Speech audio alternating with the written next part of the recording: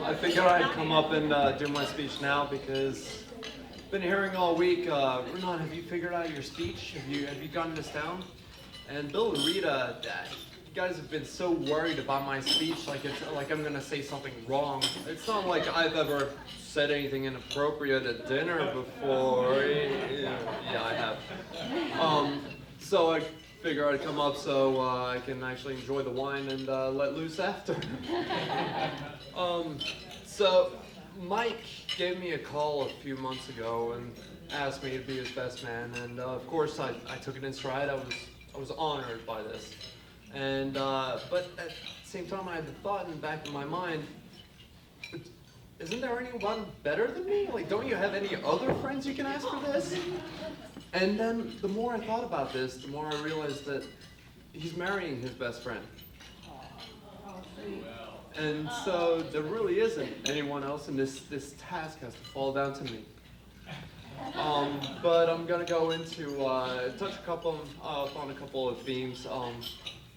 I was excited to speak about Mike's wedding at work in the past few weeks because that's where we actually met. So I've been going to different people's offices, telling them, hey, have you heard Mike's getting married? Oh, wow, Mike.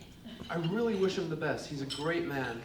And that's where I throw in, I'm like, oh yeah, he asked me to be his best man. Everyone's always taken aback, just like, oh wow, really, Renan? What? What? Why? But since then, I've received 2 job offers, and my girlfriend has asked me to really think about putting a promise ring.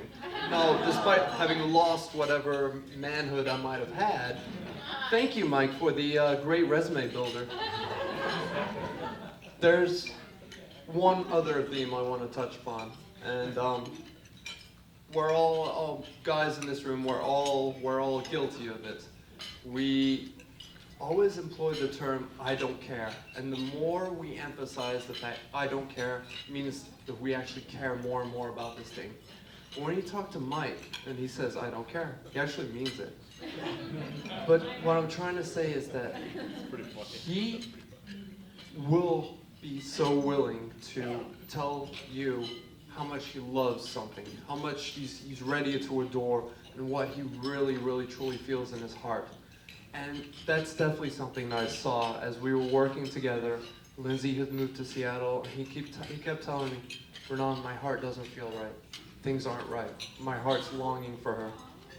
And I'm happy to finally see at the end, at the culmination of all these years, that he's here, and this has come together finally the right way that he needed it, and the way that Lindsay needed it. So I'm going to tell Lindsay, congratulations, you've got yourself a great man. And to Mike, vice versa. Congratulations to you both. I'm a great man. I don't know.